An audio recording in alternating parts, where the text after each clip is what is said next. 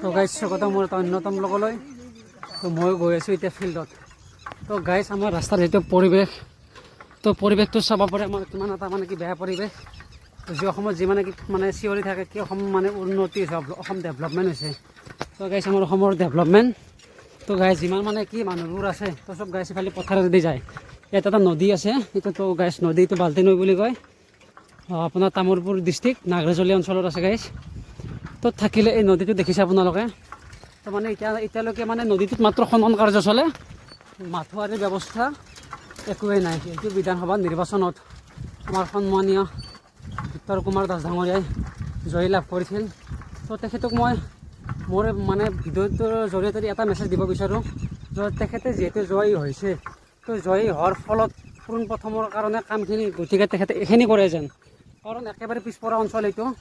তো গতিকে মই অনুৰোধ কৰিছোঁ তেখেতে সেইটো ভিডিঅ'টো চাওক, এবাৰ আহক, ৰাইজৰ সমস্যা লৈ তেখেতে সমাধান সোধক, ৰাইজৰ সমস্যা কি হৈছে। গতিকে মই তেখেতক মানে কি অনুৰোধ জনাইছোঁ যে তেখেতৰ যিহেতু জয়ী হৈছে, তো জয়ীৰ ফলত তো যিহেতু এই ৰাস্তাটোৰ কামটো তেখেতে সম্পূৰ্ণৰূপে মানে গঢ় কৰি উঠে আৰু।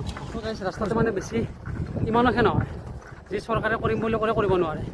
তো একচুৱেলি বেছি দূৰ নহয়, খুব বেছি 1 পৰা 1 কিলোমিটাৰ 1.5 কিলোমিটাৰ ধৰক, মেক্সিমাম 1.5 কিলোমিটাৰ দূৰ। তো গাইজ 1.5 কিলোমিটাৰ যদিও সাগৰৰ ওপৰত খুটা পুতি দলং বনায়, ইমান সাগৰৰ যিটো খুটা পুতে বা ব্ৰহ্মপুত্ৰ নদীৰ যিটো খুটা পুতিছে সিমানো খৰচ নাযায় যিটো ৰাস্তাটোত মানে যদি ৰাস্তাটো মানে বনায়। তো গাইজ তো ৰাস্তাটো কৰিব লাগে। অসমত উন্নতি বুলি চিঞৰি থাকিলে নহয়। তো গাইজ অসমত উন্নতি কৰা দেখাব লাগিব, কিন্তু সৰু সৰু গাঁও যিবোৰ গাঁও গতিকে পিছপৰা সেইবোৰ গাঁৱৰ কাৰণে অলপ চিন্তা কৰকতো। আপোনালোকে মানে যিহেতু চচমাযোৰ লগালোঁ, তো গতিকে গাইজ চচমাযোৰ লগোৱাৰ কাৰণে বেয়া নাপাব।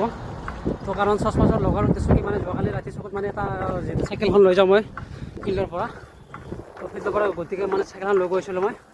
লৈ যাই থাকোঁতে মানে কি যিটো ৰাস্তা বেয়া, সেইখিনি ৰাস্তাত মানে অকণমান মানে কি চকুটোত মানে কি এটা চকুত পূৰা এটা পোক সোমাই গৈছিল।